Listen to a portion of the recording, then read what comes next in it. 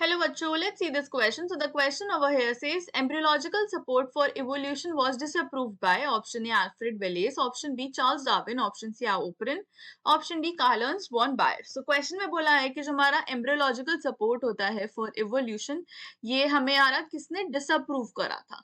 So the key concept here is embryological support. So embryological support for evolution actually में किसने दिया था या फिर हमें किसने disapprove किया था, ये बात कर लेते हैं. अगर हम एम्ब्रियोलॉजिकल सपोर्ट देख लेते हैं सबसे पहले कि ये क्या होता है. एम्ब्रियोलॉजिकल सपोर्ट फॉर इवोल्यूशन जो है ये हमारा थ्योरी ऑफ इवोल्यूशन को सपोर्ट करता है, जो कि हमारी चार्ल्स डार्विन ने दी थी. एंड ये जो प्रपोज करा गया था वो प्रपोज करा था बाय अर्नस्ट हाइकल. अर्नस्ट हाइकल जो है इन्होंने ये हमारी थ्योरी प्रपोज करके दी थी. एंड इसमें इन्होंने बोला था कि एम्ब्रियोज जो होते हैं डिफरेंट स्पीशीज के वो डिफरेंट हो सकते हैं, बट इनके जो डेवलपमेंटल स्टेजेस होती हैं वो डिफरेंट नहीं होती हैं, वो सिमिलर होती हैं. इसका मतलब ये है कि चाहे स्पीशीज कितनी भी एक दूसरे से डिफर कर रही हैं, बट जो उनके डेवलपमेंटल स्टेजेस हैं वो कैसे डेवलप कर रहे हैं, उनका कैसे एम्ब्रियो बन रहा है, एंड फर्दर जो उनके स्टेजेस हैं वो ऑलवेज सिमिलर होते हैं या फिर सेम होते हैं. ये हमारा कॉन्सेप्ट अर्नस्ट हाइकल ने प्रोवाइड किया था. अब गिवन ऑप्शंस देख लेते हैं. ऑप्शन नंबर ए हमें गिवन है which is Alfred Wallace. Alfred Wallace ने क्या किया था, एल्फ्रेड वेलेस ने हमें प्रोवाइड की थी, इन्होंने को डेवलप किया था हमारे थ्योरी ऑफ इवोल्यूशन को. इन्होंने काम किया था चार्ल्स डार्विन के साथ, एंड इन्होंने जो हमारी थ्योरी ऑफ इवोल्यूशन है ऑफ नेचुरल सिलेक्शन उसको को डेवलप किया था. नेक्स्ट अगर हम देखें कि इन्होंने हमारी जो ये एम्ब्रियोलॉजिकल सपोर्ट थी इन्होंने साथ में अपने व्यूज देख रखे थे, एंड इन्होंने इस थ्योरी को अप्रूव किया था, ना कि डिसअप्रूव. नेक्स्ट अगर हम ऑप्शन बी की बात करते हैं which is Charles Darwin.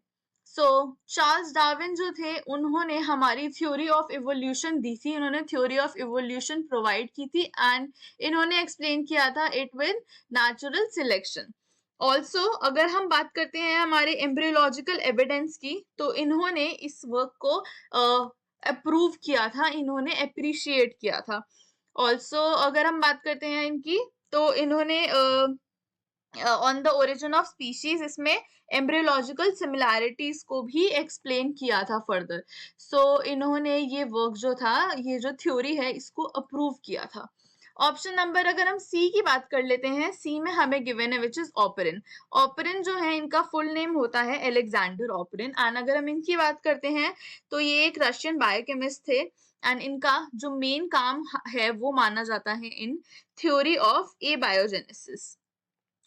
Further अगर हम देखें कि इन्होंने ये हमारी थ्योरी जो थी इसको अप्रूव ना अप्रूव किया था, ना डिसअप्रूव किया था, ये एक्चुअली इसमें इन्वॉल्व ही नहीं थे, ये ए बायोजेनेसिस की साइड पर थे. नेक्स्ट अगर हम ऑप्शन नंबर डी देख लेते हैं which is Karl Ernst von buyer.